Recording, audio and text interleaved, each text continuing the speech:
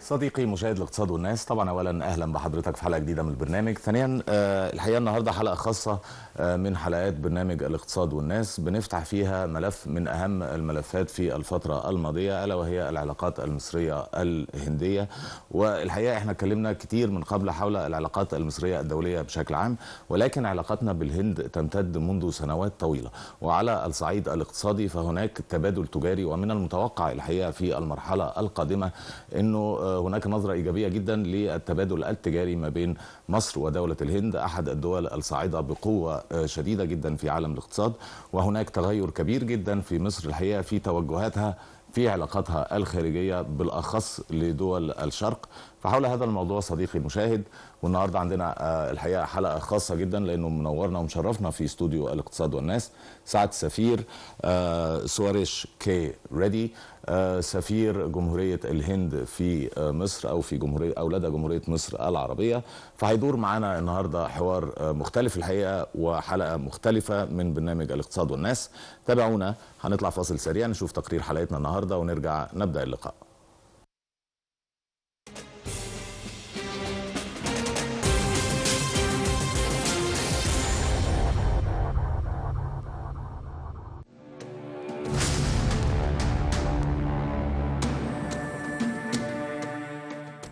تتمتع مصر والهند بعلاقات اقتصادية تاريخية وقوية تشهد نموا متسارعا في الآونة الأخيرة، مدعومة بإرادة سياسية مشتركة لرفع مستوى التعاون إلى الشراكة الاستراتيجية، حيث تعد الهند من أكبر الشركاء التجاريين لمصر.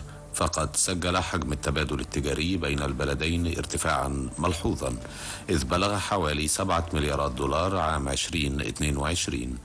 وتستهدف الدولتان الوصول بالتبادل التجاري إلى 12 مليار دولار خلال السنوات القادمة، ما يشير إلى طموح كبير لتعميق هذه الشراكة. ولعل أهم صادرات مصر إلى الهند تشمل بشكل رئيسي الوقود والزيوت المعدنية والأسمدة والقطن والحديد والصلب، والواردات تتركز في الآلات والمعدات والمواد الكيميائية والأدوية والسيارات ومنتجات غذائية مثل الحبوب. كما تعتبر الاستثمارات الهندية في مصر ذات أهمية متزايدة، وتتجاوز قيمتها حاليا 3.7 مليار دولار، وذلك من خلال أكثر من 55 شركة هندية تعمل في قطاعات متنوعة مثل الطاقة الجديدة والمتجددة ومشروعات الهيدروجين الأخضر، بجانب صناعات الكيميائيات والمنسوجات وصناعة السيارات ومكوناتها. وتتجه العلاقات الاقتصادية نحو مزيد من التعميق من خلال الاتفاقيات الثنائية وزيادة الاستثمارات، خصوصا في ضوء اهتمام مصر بجذب المزيد من الشراكات الهندية للاستثمار في المنطقة الاقتصادية لقناة السويس، وذلك لكونها بوابة للأسواق العالمية.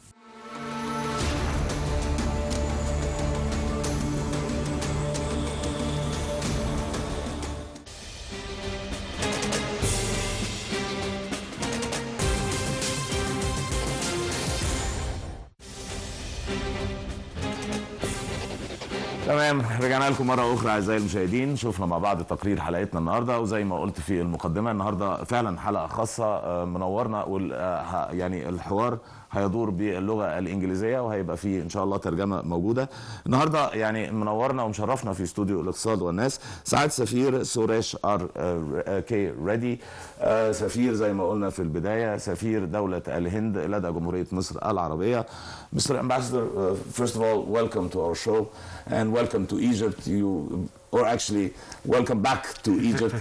As we may start just on a personal note, you've been here as your first post as a young diplomat coming from India back in 1992, as you had mentioned before, and you stayed until 1996. And now you're back in 2025. The apparent question is it that much of a difference, other than the time that passed and the technology, of course, and all that time thing that is international? Is there a change in the essence of Egypt, the one that you knew and the one that you're No, first I should say thank you. Thank you so much for this warm welcome. And, for me, coming back to this building is something special. Really? Because when I was here as a young diplomat, in the early 90s, I was also in charge of our media.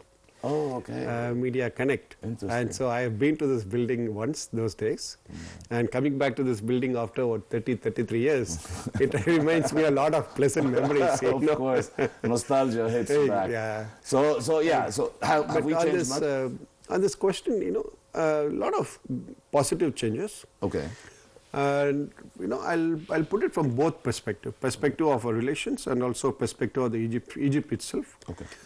I find a lot of economic dynamism. I find that today Egypt has a middle class, which is very positive development. And I also find there's a lot of infrastructure development. Okay, yes. And I find there's a lot of industrial activity. Okay. Today the manufacturing is really booming in Egypt. So I like to congratulate the government on what it has achieved over the past few years. Okay. Their policies have been very successful. Okay. But you can see it. You can actually see it. It's very much visible. All right. It's very much visible. Okay. And also, I think as a society, people are still the same. They're wonderful people, very warm, very affectionate, and always welcoming foreigners, and especially Indians.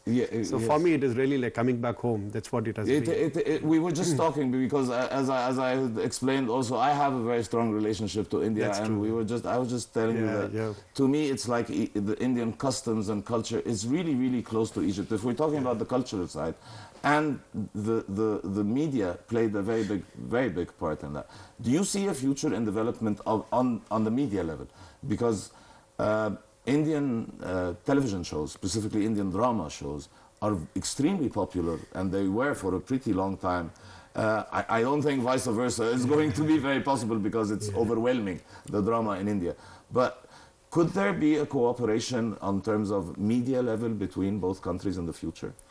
I think there is an important area in which we are trying to work on. Okay. You'll be happy to know that actually the Indian movies are very popular here, right? Extremely. And so we are for working a long time.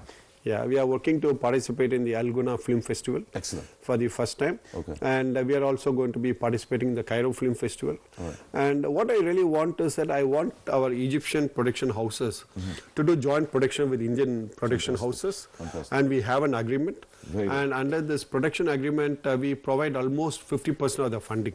Excellent. And we give a lot of technical support and a lot of other facilities. All right. So there is actually a direction to I want to start promote it, actually. I want to promote, especially because today the creative economy, as we call, has become a very important contributor to the GDP, to the services sector. Absolutely. And so we want to work on that, strengthen it. Today the creative economy in India is very rich, very diversified. It has been for a very long time. It's a very strong industry, and I think you work with a very specific, very different from the West, of course, and you have your traditions, and so do we. Egypt has been considered always, it has a nickname that it's the Hollywood of the Middle East. That's true. And India has Bollywood already, and so I think that could produce some very decent work actually in the future. Actually, because you got a rich tradition, you got a rich heritage in the movie making. Okay. You got a very rich heritage in the media. Yes. I mean, if you look at the Al Ahram newspaper, it's 150 years old. Yes, it's got such a rich legacy, right? Absolutely. And similarly in India also, we have a very rich heritage. Same. And so there's a great potential for us to collaborate. Excellent. And I believe our people would love it, would welcome that. Yeah. Is there and has there, I mean, the political relationships between Egypt and India have been very strong for a very long time, since specifically the 50s when there was the non-alignment movement. And is there the same closeness as populations, or does this need a little bit more exposure on both sides? Talking of population, I should say there's a big difference. When I was in Egypt, population was less. And today it is more. So we grow exponentially yearly. But I think our relations are very strong. Today, especially under the leadership of His Excellency President Sisi and our Prime Minister, I mean, they both have a very special bond. That's true. They are very close leaders. And politically, we have a very strong partnership between the two countries. And it's a very strong strategic partnership. And if you look at it, we are strategic partners on many global issues. We work together. When Egypt became a member of the BRICS, we are very happy to welcome the membership in BRICS. Because we believe Egypt's presence in the table adds a lot of value to the ongoing discussions and strengthens our efforts to find solutions for the global challenges. What is it about Egypt? Why, because you've worked personally, you were the ambassador of Indian ambassador to Brazil for a long time, and that portfolio, I think, is something that you personally worked on for a long time. What is the, how can we say, what is the relevant benefit of Egypt, or why could Egypt act as a strong partner in that alliance?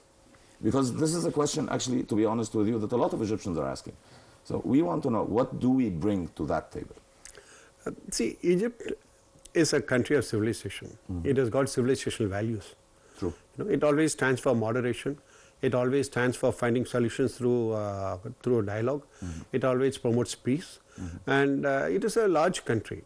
It's a large country with a large population. Absolutely. And a very respected member of the international community. Okay. And so when Egypt speaks with an authority which is respected and which is listened to by every country in the world. Wow. And so naturally having a country like Egypt on the table along with us strengthens our position. Amazing. You know, Okay. by us, I'm talking of all the global developing countries. Okay. And so naturally for us, this partnership is very critical and very important. Excellent, excellent. And also when you look at it, it's a large economy also.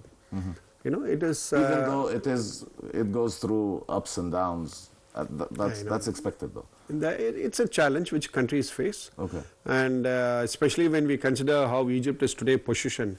I mean, Egypt is a country which we call, which is undergoing a polycrisis. Yes. It has got crisis on all its borders. Absolutely. But still it is in oasis of stability. So that itself shows the success of the Egyptian policies. Okay. And as part of the process, sometimes you can't escape the impact of the external policies Absolutely. also. So that is what you find in the ups and downs in the, sometimes on the economic side. Okay, but I must compliment the government. They have handled it very well. And today you find the economy is quite stabilizing. But would you consider the geopolitical situation that is happening around us, because it's around us literally from all over, all around, is it hindering Egypt's aspirations or economic aspirations specifically to grow into what was planned before the Corona era? I think today every country is facing this challenge of geopolitical uncertainties, of geo-economic uncertainties, because just as we were recovering from the COVID, you know, the COVID had set us all back. Yes, absolutely. And then we were recovering from COVID, then came the Ukraine war. Absolutely. The Ukraine war again created an energy security crisis, it created the security crisis of the food security. And for Egypt, we had the grain issue, which was... Exactly. And India will thankfully helped a lot with that. It's our duty as a friend and partner of Egypt. But also it set back the economic growth across the whole world. And in the process, it also increased the debt of all the developing countries, because the main impact of the Ukraine war was felt more by the developing countries. Absolutely. Right? Absolutely. And so naturally it was not surprising that Egypt did face a challenge. Okay. And then this was followed by the developments in the Middle East, in the region. That has naturally impacted the enthusiasm. Absolutely. It has impacted the investor sentiments a little bit. Okay. And it has also impacted a little bit the tourism and etc. Absolutely. But in spite of all that, I must again say what I said earlier, which is congratulate the Egyptian leadership in creating an island of stability, an island of peace within this challenging region. So from your opinion, the Egyptian government managed to get through somehow all these negative, surroundings and go. We are relatively stable. So, in your opinion, the future for the relationship before the time runs out, the future of the relationship now, so far, economically speaking, and we're talking economically speaking, there's a give or take 7 billion around mutual investments between Egypt and India. And since I was studying for the episode, the aspiration is to get to 12 billion within the next few years. True. Is it going to be in the same fields? What are the fields exactly? And how do you think that will happen? And could it get even beyond that? I'd like to talk of both the trade and investment. Okay. On the trade front, yes, we had reached a number of 7 billion. And that gave us a hope and optimism of going up to 12 billion. Okay. It's a work in progress. Okay. But what I want to say is that the Indian market is large. Absolutely. Yes. And we want Egypt to export more to India. Okay. And we want to have more Egyptian strawberries. We want to have Egyptian pomegranates and oranges are good too. and also olives. Yes. And even cheese. Okay. Today it is all being exported to India. And we hope to see more of it, because obviously when you have 1.4 billion people, so I can really export a lot to India, right? Absolutely. Plus also, are there any issues that need to be resolved for that to happen? I'll come to the other element, which is investment. Investment. Right now, I think the largest investment in Egypt is by an Indian company. Yes, absolutely. Many people are not aware about it. Yes, but I'm very proud of that fact that we have a TCA Sanmar, which is the largest investor of 1.5 billion, 1.6 billion dollars so far. And it's petrochemicals. It's a petrochemical, and they are planning to expand also. Absolutely. And similarly, we have other companies which are invested $600 million, $500 million, etc. Fantastic. And we have 2 more big projects in the pipeline. And they have been stable for quite a while, actually, in Egypt. Yeah, and they're satisfied with how things are going. That's I think today they have become Egyptian companies and companies which Egypt should be proud of. Yes. Because these are all very complex manufacturing operations. Absolutely. Absolutely. And I think it reflects the confidence of the private sector in Egypt. It reflects the confidence in the stability of Egypt, and importantly reflects confidence in the political leadership of Egypt. That they are coming here, investing so much and expanding also. That's a great message for the Egyptian public, and it's a great message for the whole world. Absolutely. That when we have Indian companies come here investing in excess of $1.5 billion, right? Yeah, absolutely. But to me, what I'm really focusing on is in promoting more investment into Egypt. Because today as the economy, Indian economy is growing very rapidly. Absolutely. So naturally our countries are becoming hungry. Our companies are becoming hungry for expansion. They're going abroad and investing in many countries. And I want them to make Egypt as a base. Why? Do you think Egypt has relative advances or advancements or possibilities for advancing businesses in Egypt from India? Egypt has got... I'm sure there's some areas that we might need to work on to, better modify all the coming investments. What are those?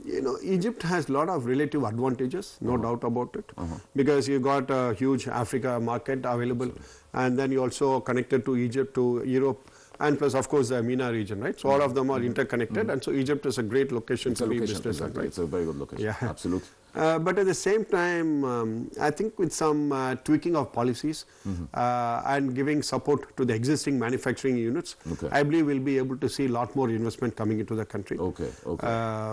Like for example, on the visa regime, if we can look at a more relaxed visa regime for the public, I mean not for the public, I'm talking for the businessmen. So for the business. I believe certainly more businessmen would, it will promote greater travel of businessmen.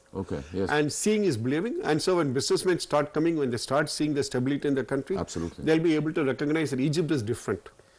And so that this is the country they want to come and do business with.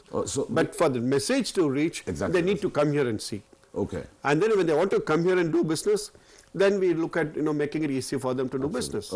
Because it is always cheaper to work on reducing the restrictions than to give incentives. Of course, definitely. So, and you think that the plan of or the direction at this point of time is for you to start publicizing for how Egypt could be a fertile place for Indian investors to come, or this is already on the table and there is a lot of interest in coming over here?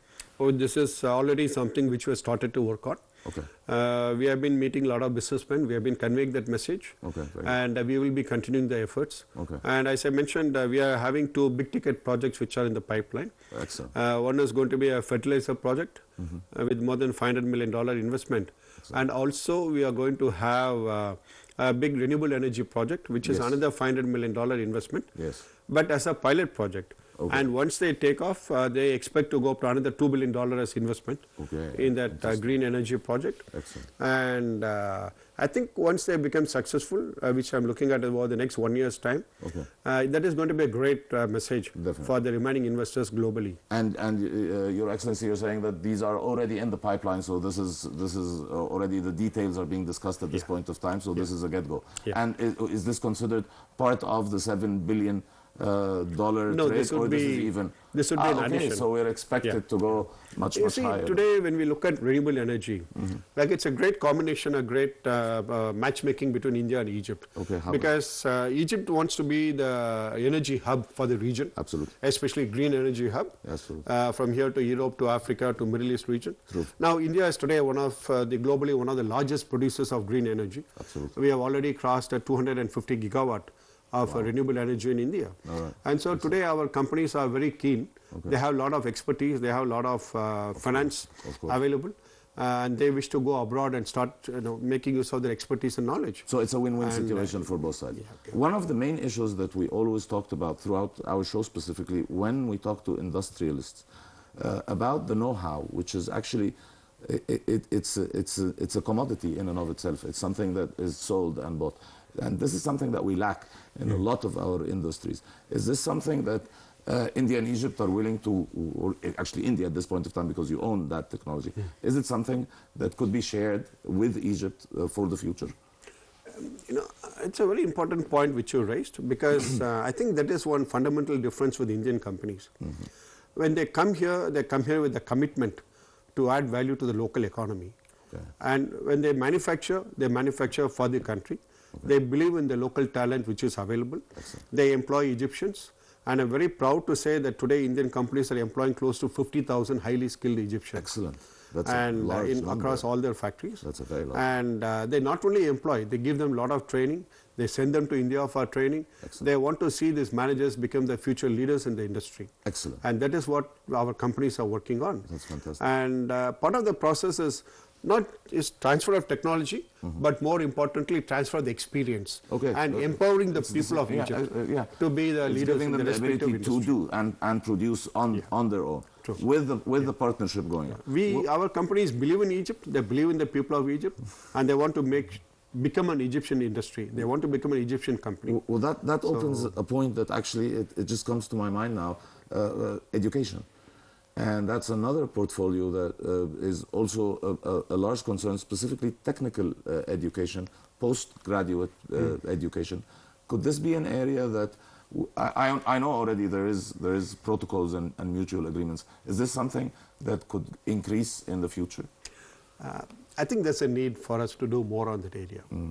Because the more the world is becoming technology driven, the more the technology is going to shape our future. Absolutely. I think there's a need for us to have a greater collaboration in the field of higher education, especially in the field of technical education. Absolutely. And one of the areas in which we are working on is to attract Indian companies which are leading in the IT sector. Absolutely. So we have been talking to them to look at coming to Egypt and making Egypt as a hub for their operations for the whole of the region. And it's a work in progress.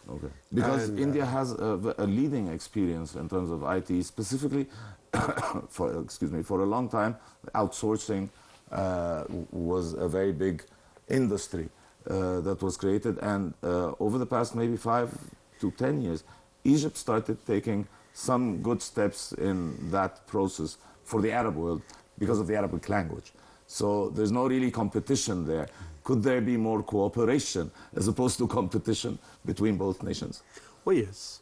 It is not about competition. Today it's all about collaboration. Nice. Today because of the talent in India, today we have almost 80-90 of the Fortune 500 companies which are set up bases in India. Yes. And many of them have set up what we call global capability centers, which are very advanced centers for the respective organizations. And we want to have Indian companies set up their global capability centers in Egypt. Because Egypt has got great talent. And so we want them to come here as collaborative partners. Not as competitors, but as partners. As partners, that's and make use of this rich talent which Egypt has. And we do have that. Now, again, there's another push for startups, entrepreneurship. This is the global trend of business. India has done, again, very well in that. How can Egypt use that experience too? Because, again, like you're saying, there is a lot of talent in this country, but the system of organizing the talent, India succeeded in attempting to organize their talent and push the potential forward. Does Egypt have that chance, and could we use that experience to get there? You see, we both have a young population. Yes.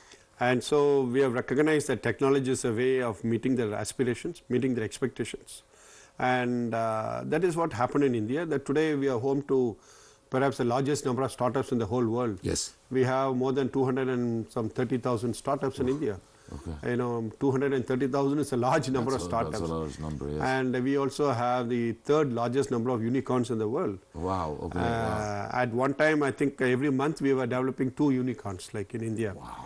1.5 billion minds can do a lot, my friend. Absolutely. Yes. I agree with you on that. Yes, of course. And in the field of startups, what we are doing is that we are working with our partners in Egypt, in the government, to establish a startup bridge. Nice. Between India and Egypt for us to share the experiences and to importantly connect the startup on the Egyptian side and the startups in India, so that they can exchange ideas, exchange what you call best practices, and also why not become potentially investors in each other's startups. Both, yeah. So this is a possibility in the future. No, we are working on that, and it's something that we are working on. Very nice, very nice. Yeah. All right, now again, I'm just going to go back to the brisk. Is it called the brisk? Yes. You also were a very big member or a very big participant in the G20 summits over the past few years. Of course, Egypt is very far. It's still a developing country. It's very far. Could there be any benefit from any decisions taken by the G20 or any chance for Egypt to grow more relations or more economic relations between it and the G20 summit? When India hosted the G20 in 23, and you were involved, yeah. We recognized, we invited Egypt as a guest country for the meetings. I know, yes. And it was a great honor for us to have also President Sisi attend the summit. You see, the G20 has become an important platform. Absolutely. Because they gather together to find solutions to the common challenges, which otherwise we are not able to find solutions. And one of the big challenges which we are confronted with is on the debt, redressal of the debt challenge which all of us face. I mean, all the developing countries are confronted. I'm just giving one example. Yes. And there are areas in which we believe Egypt adds a lot of value to the discussions. And so we're very happy that Egypt came for the summit, came for the meetings and gave its views. Good. And we hope to see more engagement with Egypt in the future on some of these areas. Are the developing countries a concern to within the G20 summit discussions, or it's not really their interest? In general, away from Egypt. Sorry for the question. It's the last one and we're done. No, I do believe that they do take up the issues relating to developing countries seriously. During the presidency of India, we prioritized the challenge faced by the developing countries. Good. And we had organized 2 summits. One summit of what we call the Global Voice of the South, where we invited all the developing countries to participate. Yes. This was before the summit. And to give their views on the different topics and what they feel should be the issues to be addressed. And it was very well received. All the developing countries appreciated the opportunity to share their thoughts. And then we made sure that their opinions were incorporated into the documents. Their opinions were shared with the leaders during the summit. And then after the summit, we had another, after the G20 summit, we had another meeting of the leaders of the Global South to brief them and tell them, this is the progress made and this is how we look forward to the future. And then the process was continued in Brazil also. And we have been seeing some discussions happen in South Africa also. So this is becoming the, let's say, the trend or the norm at this point of time, to just see where the developing countries are and what they need from the G20 so that the world is a better place. Yeah, see, the priorities for G20 are set by the host country. You know, like now this year it is South Africa, and next year it is going to be the US. The US, yes. And so each country would decide their own priority. And in the case of India, we wanted to prioritize the South, and we put them in the front of the discussion. Which actually makes sense, because India's journey to becoming a G20 is actually an inspiring journey to all. Mr. Ambassador, I can't thank you enough, to be honest with you, for such a lovely, lovely conversation. Really, honestly, it was an honest honor to have you with us on the Egyptian National Television, your second home, and I would love to have you again at any time, whenever you feel like coming over and having another chat. No, thank you so much. I really enjoyed the conversation. I'm very happy to meet you. I mean, I could not have the pleasure of meeting your mother, your aunt. I mean, such illustrious personalities. But thank you for bringing me back here, giving me some pleasant memories. Thank you, sir. Thank you so much. صديقي المشاهد، يعني الحقيقة كان حوار ممتع غطينا فيه عدد كبير جدا من المواضيع المتعلقة بعلاقة مصر بدولة الهند. سعادة السفير مشكورا، يعني اتكلم بمنتهى الأمانة والصراحة حول هذا الموضوع. الحقيقة بنشكره شكر جزيل. نشكرك صديقي المشاهد، وإن شاء الله نشوفك في حلقة جديدة من الاقتصاد والناس.